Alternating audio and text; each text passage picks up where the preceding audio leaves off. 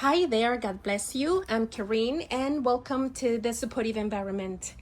Today I am going to be showing some books, curriculums that I purchased from Beautiful Feet.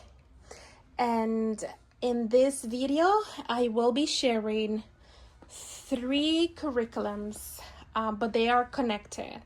The first one that I'm going to be sharing is Early American History, and this is a literature approach for primary grades, 3rd edition.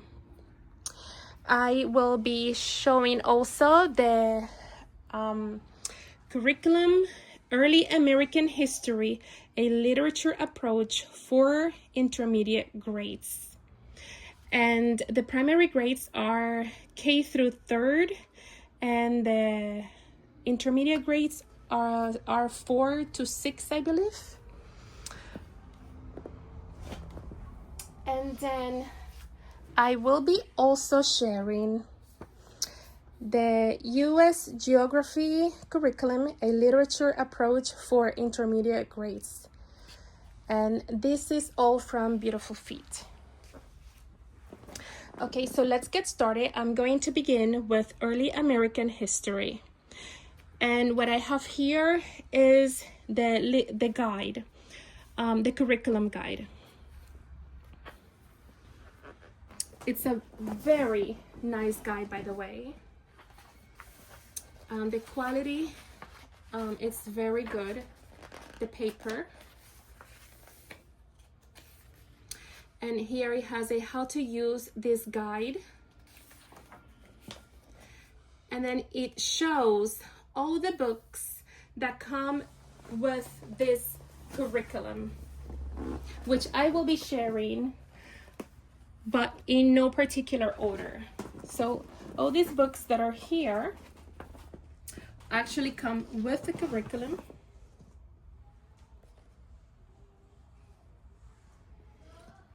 And this is good because it also gives a little bit of explanation about each book. Let's flip through a few pages.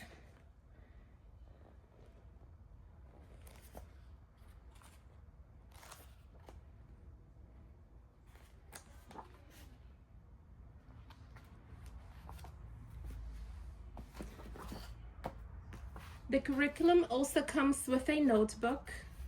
This is the notebook that it comes with.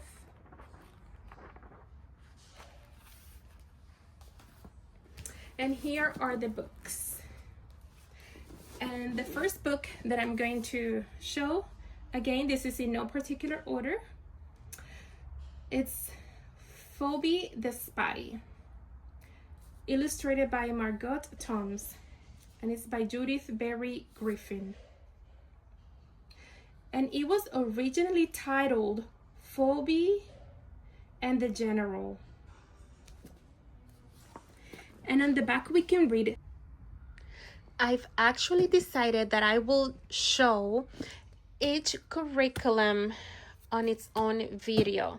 So for this video, I'm only going to share the books from Early American History, a literature approach for the primary grades. And I am doing that for the sake of time and not to make the video too long. So the other 2 curriculums from Beautiful Feet, which are Early American History, a literature approach for intermediate grades, and U.S. Geography, a literature approach for intermediate grades, those are going to have their own separate videos as well. Each one is going to have its own video. I decided to do it like that, again, for the sake of time. Okay, enjoy the video. Thank you.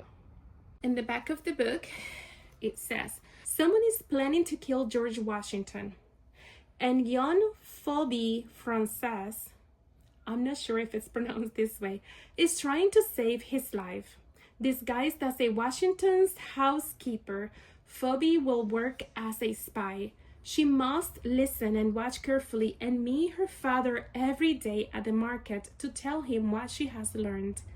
One day, when Phoebe goes to meet her father, he looks concerned. He tells Phoebe that Washington is planning to leave in a few days, and the person who is plotting against him will act before then. Phoebe is very frightened, but she is determined to save George Washington's life. She's running out of time, and she must figure out who is after Washington before it's too late. This episode, drawn from the Revolutionary War, is related with historical accuracy and suspense, and illustrated with finesse by Tom's School Library Journal.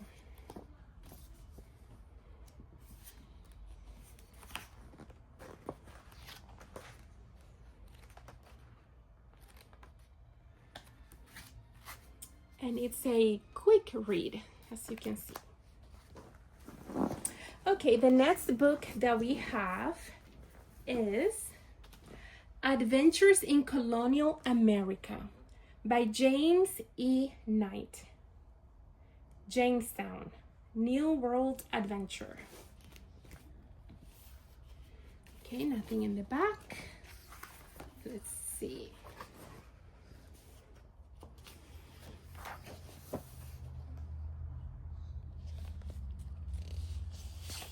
The drawing is beautiful. Look at this drawing. Let's see. Wow.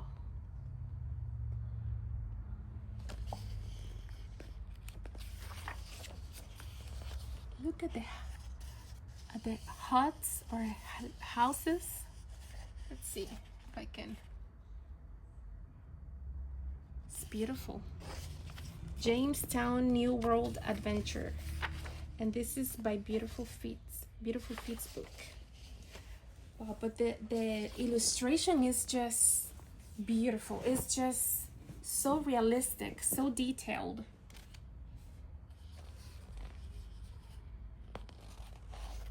Since there is nothing in the back, I'm gonna read a little bit of the first page. The fire cracked and danced on the hearth. Julia Redfield looked at her son and daughter. They were seated on the floor, warming their feet before the flames. "Are you ready to hear the story of your grandfather's time in America?" she asked. They both nodded. Is that grandfather Worth's journal?" Benjamin asked. "Yes, I've saved it for a long time. Now you are both old enough to understand what it says. Father told me that the Indians burned down the Jamestown settlement 2 years ago," Lydia said. "I know," said her mother. "Times have been hard for that little colony in the Virginia wilderness, but it was even worse in your grandfather's time." "Read to us, Mother," Benjamin said. "I want to hear what happened." Julia Redfield opened the worn and yellowed pages of the journal. She began to read. Interesting. This is going to be interesting. Again, the illustrations are just beautiful. I see tools here.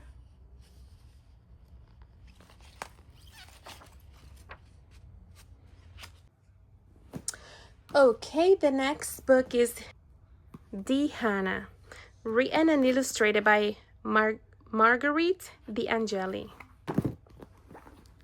Catch a glimpse of pre-Civil War Quaker life as Hannah and her family go to meeting and to market, host a gathering of friends, and enjoy ice skating and other pastimes. 9-year-old Hannah finds it hard to wear a plain bonnet that pinches her ears, and a plain dress with no lace. Will Hannah ever understand the value of plain dress and learn to become content as a friend? Okay, next we have Pilgrim Stories by Margaret Pumphrey, an expanded edition. In the early 1900s, Margaret Pumphrey, a primary school teacher, compiled these stories for her students in order to enlarge upon their interest in the lives of the first pilgrim settlers in America. Derived from a number of original sources, including both William Bradford's Diary of Plymouth Plantation and Edward Winslow's journal, Good News from New England, Pumphrey gleaned from them the stories that will be of special interest to young students and presents them as seen through the eyes of the children who were there. Jonathan Fear and Patience Brewster, Mary Chilton, Priscilla Mullins, and others. Taken at face value, the stories themselves have something of the mythical quality about them. A harassed people fleeing their homes under the cover of darkness, betrayal at the hands of the ship's captain, arrest, prison, delay, the ultimate escape to Holland, and the pilgrim's sojourn there, seen through the wonderment of childhood, a land of windmills, tulips, streets of water, colorful barges plying their wares, and the winter thrill of flying on silver skates over ice canals continues the colorful saga. When the Pilgrim Fathers decide on immigrating to America, once again the children's minds are full of the excitement of another grand adventure. Can the children survive a long journey by ship across a vast ocean, settlement in a strange new land inhabited only by an unknown native people, carving out a life in an untamed wilderness? These are the stories Pumphrey has brought so poignantly to life for the young reader, a narrative of faith, courage, and joy that became the seeds of a great nation. I prefer to have the books under, actually. All right, so next we have Adventures in Colonial America.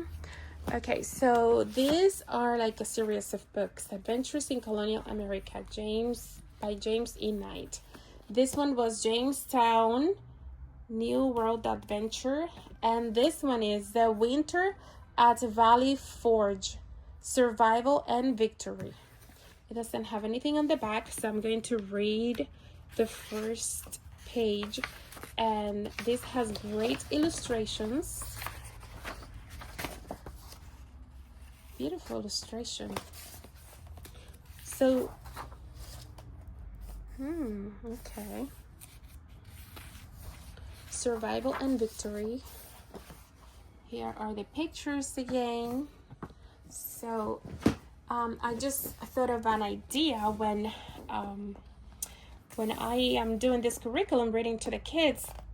As per their interest, they can decide to do these drawings, not color, but to do their own drawings inspired on these pictures. All right, so let's see. It says Saturday, December 20th, 1777. The wind is cold and piercing here at Valley Forge.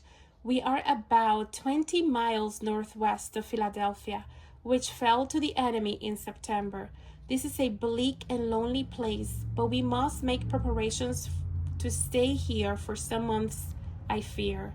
Since our defeat by the British at Germantown in October, our situation has become steadily worse. Some days ago, we crossed the Schuylkill River into Gulf Mills on a temporary bridge made of covered wagons. We hoped to put a safe distance between ourselves and General Hull's troops, and yet remain close to the city.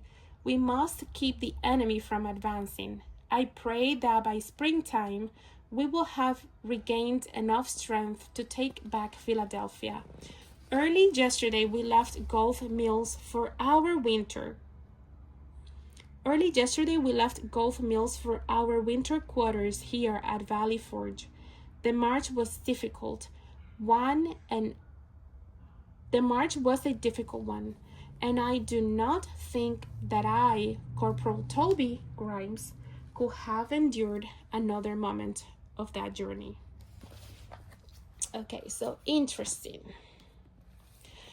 Okay, so now here we have the discovery of the Americas, and I just want to point out before continuing, so this is the first time that I am using Beautiful Feet books for history.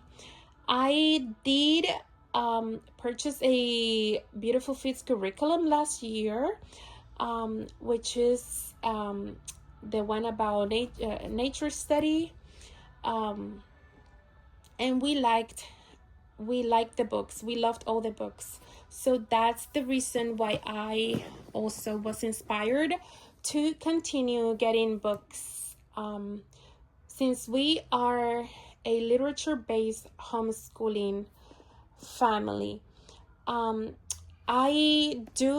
have been using Sonlight, and we love Sonlight, and we will continue using Sonlight, but I wanted to, since we love books, I wanted to give it a try to Beautiful Feet books and add to our library, because these books are just that amazing, and to our knowledge.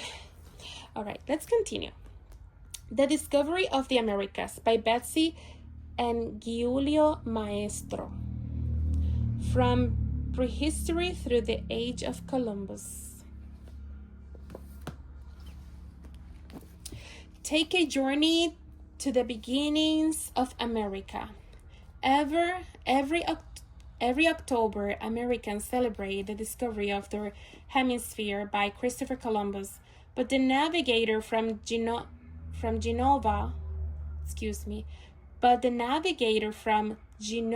was not the first to find his way to these shores.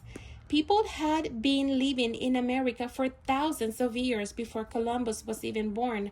From the crossing of the first nomads on foot to Magellan's fateful journey that resulted in the first voyage around the world, the discovery of the Americas presents the rich history of our continent's many explorations, with straightforward text and dazzling illustrations, an outstanding achievement in both history and art. School Library Journal, Starter Review, an outstanding introduction. All right. The Discovery of Americas. I hope that they do talk a little bit about the Hispaniola in this book, because even though that's the Caribbean, but the Caribbean is like those islands, and Christopher Columbus conquered, well, he went to those places as well. So I don't know if any of these books is going to mention the Hispaniola, which means Little Spain, which is actually the Dominican Republic, the island shared by the Dominican Republic and Haiti, which also is called Quisqueya. Quisqueya is the Taino name of the island shared by the Dominican Republic and Haiti. Okay, so many thousands of years ago, the world was a very different place. During the last ice age, a natural bridge formed between the land mass we call Asia and what is now North America. So that was the land bridge that they are talking about. And so that's how they think that the first Americans came. So pretty interesting. The pictures on this book, the illustrations on this book are just gorgeous. Beautiful, beautiful, beautiful. I love nature.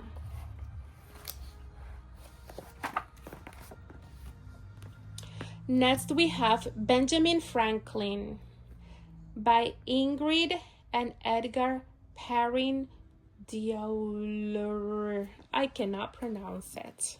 I do apologize. Okay. Benjamin Franklin. Ingrid and Edgar Perrin Diolor. I can. Okay. Benjamin Franklin details the life of this famous American from his boyhood as one of the youngest of 17 children to his teen years as an apprentice in his brother's print shop and his later years as an inventor, statesman, diplomat, and signer of the Declaration of Independence. Young people will enjoy learning about the fascinating life Ben Franklin led. From the lively text and beautiful illustrations of this, the allure name is unequated in the world of children's books. In 1939, the Allures were awarded the Caldecott Medal for Abraham Lincoln as the most distinguished American picture book for children, and in 1970, they received the Regina Medal from the Catholic Library Association for their distinguished and continued contribution to children's literature. This book is recommended by American Library Association, Child Study Association, National Council for the Social Studies. Other The Allure books available in paperback: Abraham Lincoln, Buffalo Bill, Columbus, George Washington, Leif the Lucky, Pocahontas. Okay, so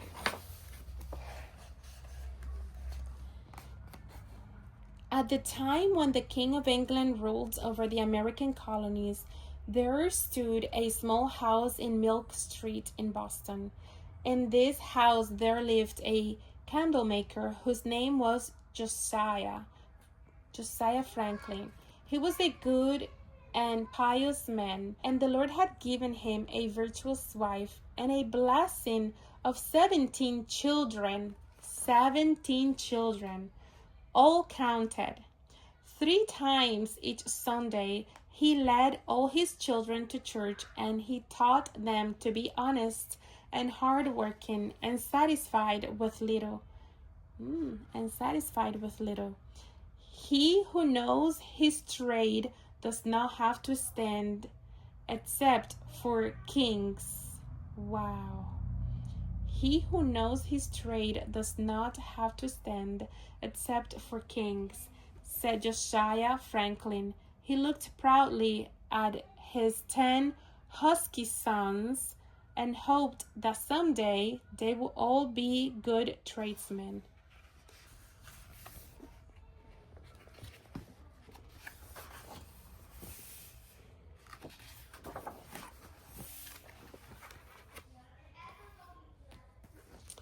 Okay, so here we have another book by the same as the book about Benjamin Franklin. This one is Columbus, and it's also by Ingrid and Edgar Perrin, but I'm not going to try to pronounce this name here.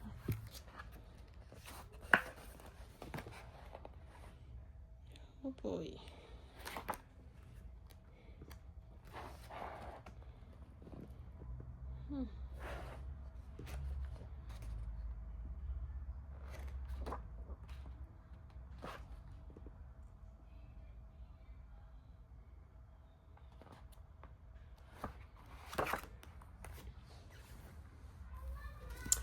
Leif the Lucky.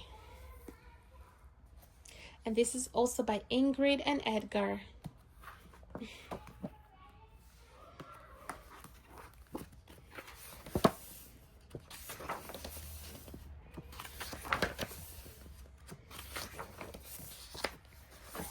A 1,000 years ago, when the Vikings roamed the seas, led by their Norse gods, there lived a man in Norway called Eric the Red. He was able and strong, but his temper was wild, and after a fight he was banned from Norway. So he sailed to Iceland. There he built a farm, found a wife, and lived in peace for a while. But then he began to quarrel and fight again, and it wasn't long before he had to flee from Iceland too. Now Eric sailed off into the unknown sea toward the setting sun, and there behind a wall of ice he found a new land. Eternal ice and snow covered most of the land, but the banks of the fjords were green with grass. No men, no houses he found, but on the edge of the ice lay sleek seals and snoring walruses, and polar bears, foxes, and hares hurried silently like shadows over the icy waste. This seemed to Eric a good land for fierce Vikings who kept their peace best when far away from neighbors. He sailed back to Iceland for his wife and his sons, and after his friends had listened for a while to his stories of the vast and green lands he had found, many decided to move there with him. Eric the Red had 3 sons. The one was called Thorstein, the second Thorvald, and the third was called Leif. And this is the story of Leif, Eric's son, who sailed with his father to Greenland, who later sailed still further west and found there the continent of America. Next, we have Encounter by Jane Yolen, illustrated by David Shannon. The credible and moving story provides a closely woven fabric of revisionist history and superlative storytelling. Publishers Weekly.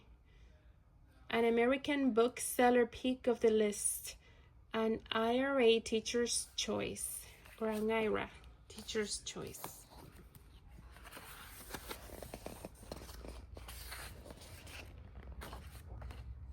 And it's illustrated by David Shannon.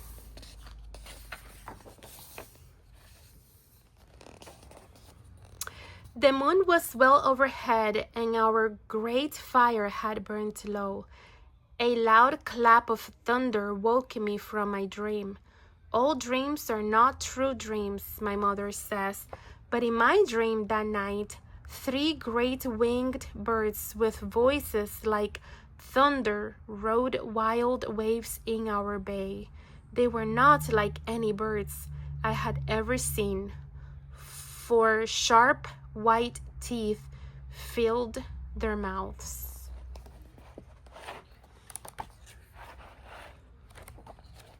The American Story Series, A More Perfect Union, The Story of Our Constitution, by Betsy Maestro, Giulio Maestro. The American Story Series by Betsy and Giulio Maestro.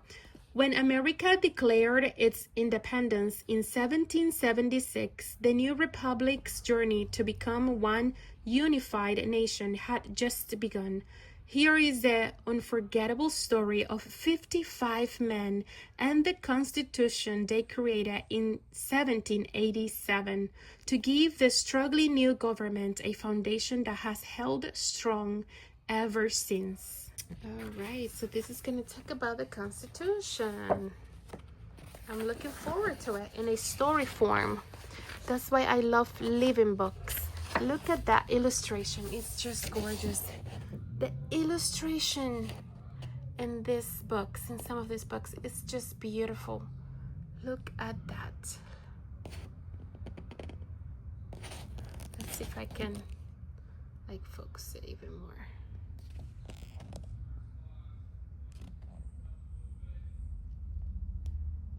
It's just gorgeous.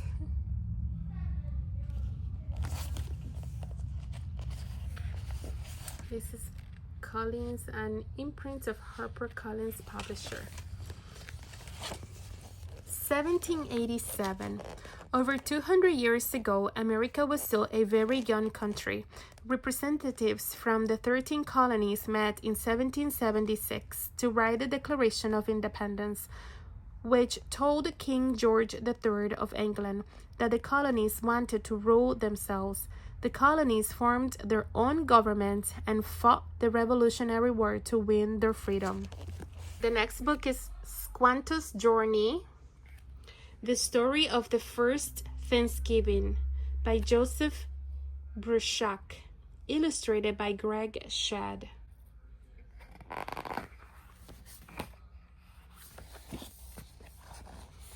Squanto's Journey.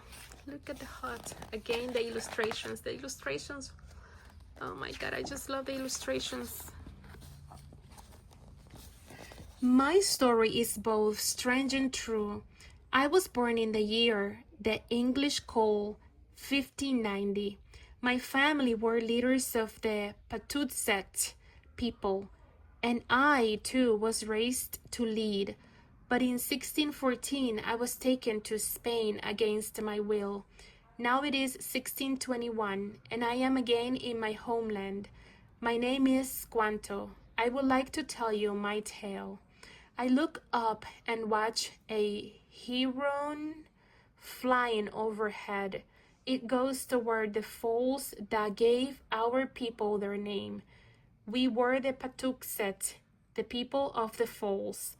Our cleared fields were not empty of people then, as they were when the English pilgrims landed in the freezing moon of 1620. Only 6 winters have passed, but so many things have changed. Wow. This is why I love living books. This is why I love living books, because in a textbook, we would have just read Squanto, that's it. There is a living book. And in this living book, I just read a little bit of the introduction, where the story is narrated from Squanto's person. For it says my story, referring to Squanto. And I am already, I can't wait to read the story. All right, the next book, Buffalo Bill. Again by Ingrid and Edgar. And I will do my due diligence to know how to pronounce the last name, as there are so many books in this curriculum by these authors. Copyright 1952. That's when my mother was born, 1952. In the far-off days when Buffalo Bill was a boy, the land west of the Missouri River still belonged to the Indians. Like a vast ocean of grass, the Great Plains stretched ever westward. There millions of buffaloes grazed, and the Indians could hunt as much as they wished, and still the herds did not grow smaller.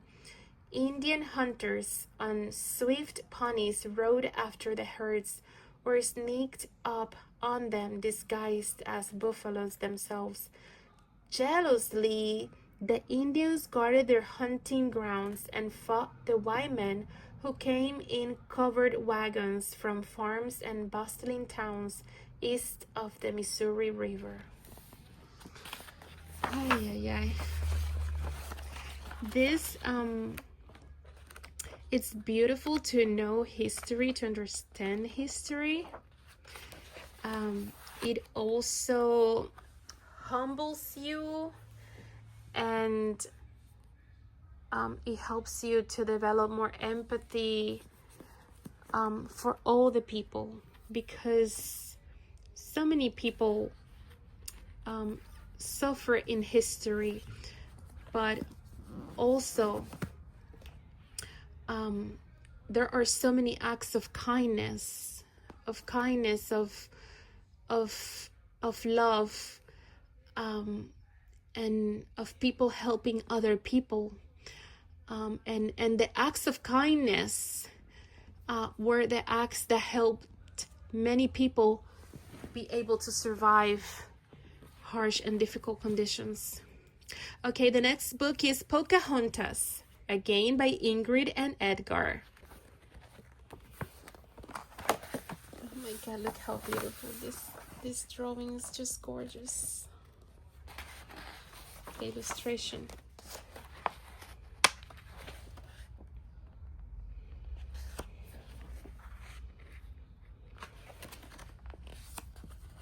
In the year 1607, the first Englishmen came sailing across the ocean to settle the parts of the New World which they called Virginia after their Virgin Queen Elizabeth. They might all have perished if it had not been for the help they got from the Indian princess Pocahontas. This is her story. In the dark woods of Virginia, where dusky owls shoot over the treetops and prowling beasts howled at the moon. I am filled with gratitude right now as I am going over these books, skimming through them, because just the little bits of information that I'm reading from these living books, they inspire me so much more. Okay, the next book is a picture book of Sakagawi by David Adler, Dan Brown. Other picture book biographies by David Adler. Picture book of Abraham Lincoln, Amelia Earhart, and Frank, Benjamin Franklin. Oh, interesting. Okay.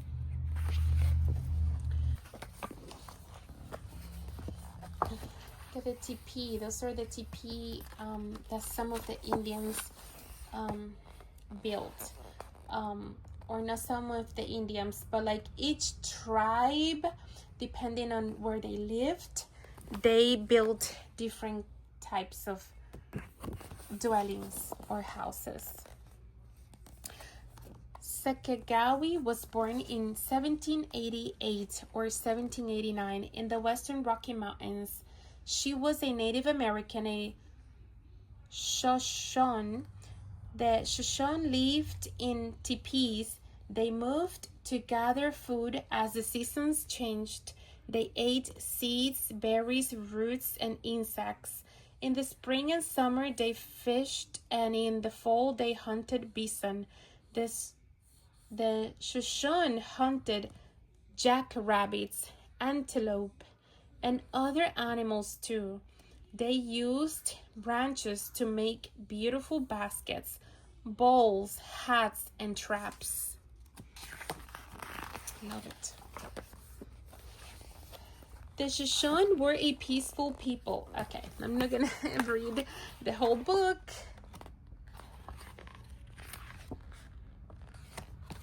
But again, the illustrations are just gorgeous. Next book is Crossing Buck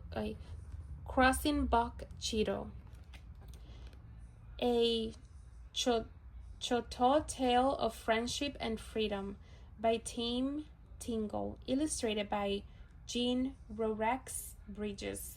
Texas Bluebonnet Master Award List, 2008-2009. A hunting story of family and friendship. Buck Cheeto is a river that cuts through Mississippi. In the days before the Civil War, in the days before the Trail of Tears, Buck Cheeto was a boundary. On one side lived the Choctaws, a nation of Indian people. On the other side lived the plantation owners and their slaves. If a slave escaped across Buck Cheeto, the slave was free. The slave owner could not follow. That was the law.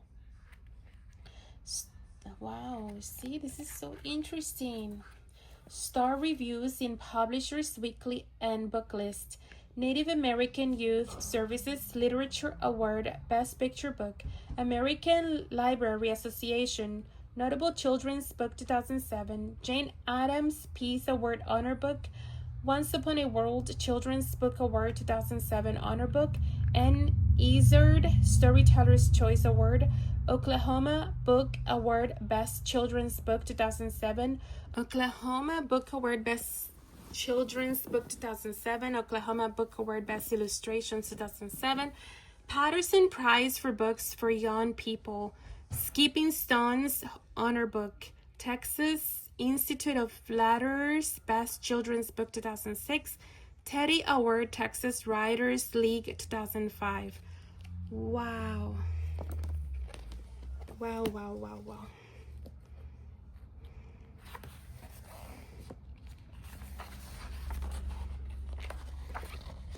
Wow, wow, wow, wow. There is a river called Bocchito that cuts through Mississippi. In the days before the war between the states, in the days before the Trail of Tears, Bocchito was a boundary. On one side of the river lived the Choctaws, a nation of Indian people. On the other side lived the plantation owners and their slaves. If a slave escaped and made his way across Bocchito, the slave was free. The slave owner could not follow. That was the law. Oh my God, I just love it, I love it, I love it. Look at those houses. Mira esas casitas del campo. It reminds me, those houses remind me of my childhood growing up in the Dominican Republic. My grandparents, they owned a farm. They had a farm when I was growing up, and I remember some of the houses were like that. Oh my God, oh my God. I love the country. I love the countryside, and these stories are just, oh my God. Okay. Next book, Dear Benjamin Banneker by Andrea Davis Pinkney, illustrated by Brian Pinkney. Benjamin Banneker was born free when most blacks were still enslaved. He was free to wonder about the movement of the stars in the sky and the changes in the shape of the moon, and he was free to seek the answers to his questions. But throughout his life, it troubled Benjamin Banneker that not all blacks were free. An accomplished astronomer and mathematician, author of the first published almanac by a black man, Benjamin Banneker decided to take a stand against slavery. He will write to Secretary of State Thomas Jefferson and tell him exactly what he thought about Jefferson owning slaves. Maybe Jefferson will listen. This book, at the life and time of the 18th century black scientist, is accompanied by Brian Pinkney's full-page, masterful, and luminous scratchboard oil painting. A nice introduction to a very important person in American history.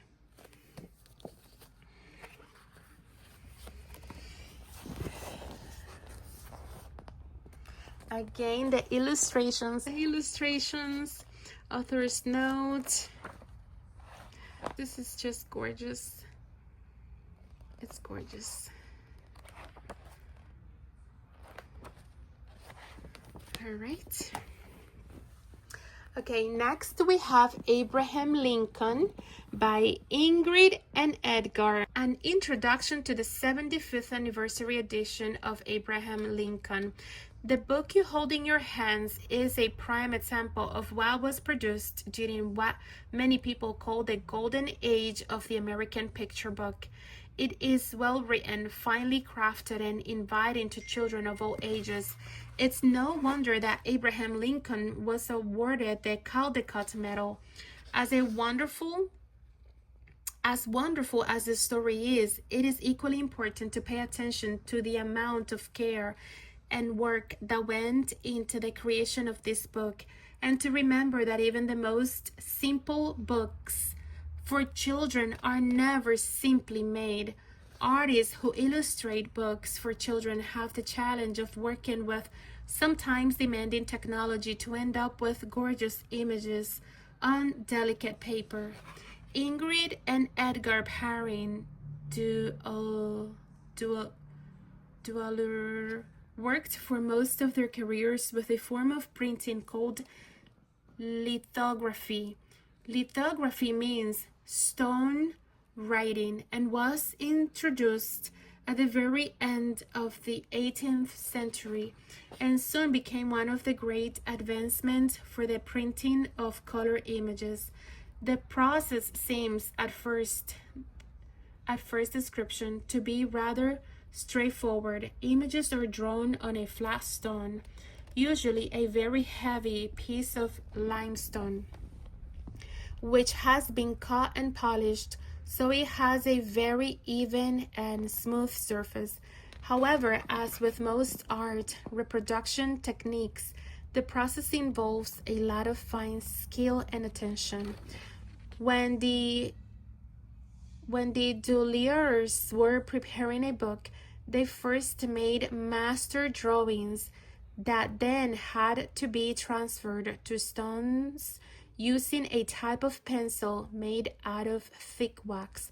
For pages to be printed, the surface of the stones were prepared with special chemicals that allowed ink to stick only where there was wax. Preparing a black and white image was difficult enough. Working to make the picture on the surface of the stone match the original master drawing and doing it as a mirror image, this was because a sheet of paper laid down on an ink surface will pick up the image as if it were flipped over. For example, any letters appearing in a picture will have to be drawn backwards. For color pictures, the process was even more challenging. All printing of color images is done with separations. The primary colors you see in an image, red, yellow, and blue, are printed from separate plates or stones. Add to that the color black for depth or emphasis, and often one other stone with a special or spot. Color that gives a picture extra appeal. But wait, there is even more work to be done. Any of the non-primary colors, orange, purple, chartreuse, pink, must be created by mixing the primary colors. A talented artist with a very good eye must examine a drawing to figure out how much red, yellow, and blue should be printed in the same spot to produce a new color. The Doliers, both of them trained artists, were experts at making color separations for their books. Preparing the lithographic stones for a single full-page picture could take a very long time. But the husband and wife team were dedicated to their work from the original stage of researching their subjects to writing the text, to drawing the pictures, and preparing all of the printing stones. Nowadays, the process for printing color picture books is done with computers and very sophisticated printing presses that take digitized information and quickly figure out how to mix colors. This anniversary version of Abraham Lincoln was in fact created using modern computerized printing systems, but the pages were scanned from lithographic proofs made in 1939 by the Doliers. So the look and feel of the pictures are as close as feasible to the original lithographic prints. If you are lucky enough to find a copy of the first edition of this wonderful book in a library, at a book sale, or even on the shelf of your family's library, take a close look at the richness and depth of the original pictures that were printed from stones. They show the fulfillment of the vision and talented work of a duo that created some of the most beautiful and influential books for children in the 20th century.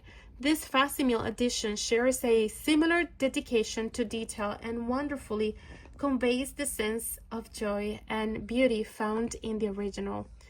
Timothy Young, curator of the Betsy Binnicky Shirley Collection of American Children's Literature, Yale University.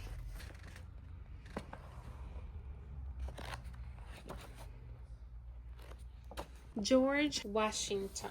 Okay. This is also by the same authors, Ingrid and Edgar. Just gonna read the first page.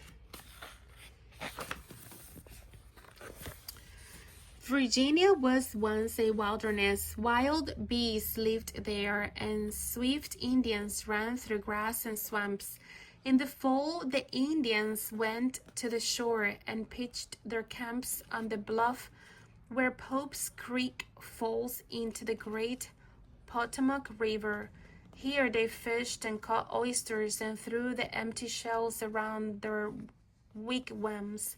The shells piled up and up until at last the top of the bluff became an oyster shell hill.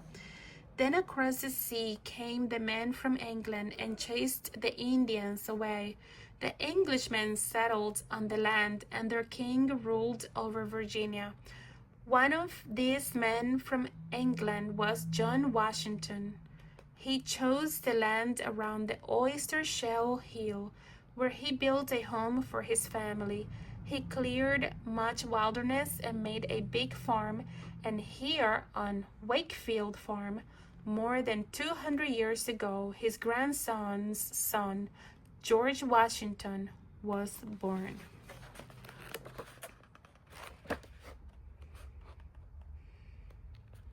The next book that we have is The Year of the Horseless Carriage. The Year of the Horseless Carriage, 1801, by Genevieve Foster. The Year of the Horseless Carriage, 1801, presents the dawn of the 19th century with all its brilliant advancements in transportation, communication, and technology. While the world of technology is progressing rapidly, human rights and liberty are variously being trampled or rising. The megalomaniac Napoleon is proclaiming liberty, equality, and fraternity to a war-weary Europe. Jefferson is contemplating the largest land purchase in the history of the world, and Toussaint Louverture is fighting for liberty in Haiti. Robert Livingston, Robert Fulton, Richard Trevithick, Beethoven, Lewis and Clark, Sacagawea, and Dolly Madison are all playing their parts in this memorable retelling. Youthful readers will come to appreciate why Foster was convinced that history is drama. And here we have Alice Dalglish, The Courage of Sarah Noble. In 1707, Sarah Noble and her father traveled through the wilderness to build a new home for their family. "Keep up your courage, Sarah Noble," her mother had said, but it wasn't always easy to feel brave inside. Sarah was only 8, and the dark woods were full of animals and strange new sights and sounds. Based on a true story, Sarah's journeys is inspiring, and as she cares for her father and befriends her neighbors, she learns that to be afraid but still be brave is the greatest courage of all. This one is to be long remembered for its beautifully written simplicity and dignity. New York Times Book Review. We have 2 more books. Okay, the next one is The 4th of July Story by Alice Dalglish, illustrated by Mary Nonast. The 4th of July Story. What happened on the 4th of July long before there were fireworks and parades? Alice Dalglish takes young readers back to revolutionary times, back to the colonies' desire for freedom and the creation of the Declaration of Independence. Simple text captures the excitement of the era, telling how word of independence traveled up and down the 13 colonies, touching the lives of everyday people throughout the land. Like all of Alice Douglas's work, the 4th of July story remains an American classic, an individual distinguished piece of work, the Hornbook. Notable for its compactness, its readability, and its sense of history and the making. New York Times Book Review. And last but not least is the book named Moses, When Harriet Tubman Lead Her People to Freedom by Carol Boston Weatherford, illustrated by Kadir Nelson. I set the North Star in the heavens, and I mean for you to be free. Born into slavery, Harriet Tubman hears these words from God one summer night and decides to leave her husband and family behind and escape, taking with her only her faith. She must creep through woods with hounds at her feet, sleep for days in a potato hole, and trust people who could have easily turned her in. But she was never alone. In lyrical text, Carol Boston Weatherford describes Tubman's spiritual journey as she hears the voice of God guiding her north to freedom, and that very first trip to escape the brutal practice of forced servitude. Tubman will make 19 subsequent trips back south, never being caught, but none as profound as this first one. Courageous, compassionate, and deeply religious, Harriet Tubman, with her bravery and relentless pursuit of freedom, is a testament to the resilience of the human spirit. This is a unique and moving portrait of one of the most inspiring figures of the Underground Railroad. Kadir Nelson's emotionally charged paintings embody strength, healing, and hope. These are all the books from the Early American History, a literature approach for primary grades, which are K through 3rd grade. These books will be good reads, great reads for any grades, really, for any grades, because they are full of richness and wisdom and pictures, beautiful illustrations, and I want to encourage us all to read picture books even beyond the little years, because picture books are so enriching. And even I am thinking to incorporate some of these drawings, to invite my children to do some of these drawings. So there you have it. This is the Early American History, a literature approach for primary grades, and this is History from Beautiful Feet Books.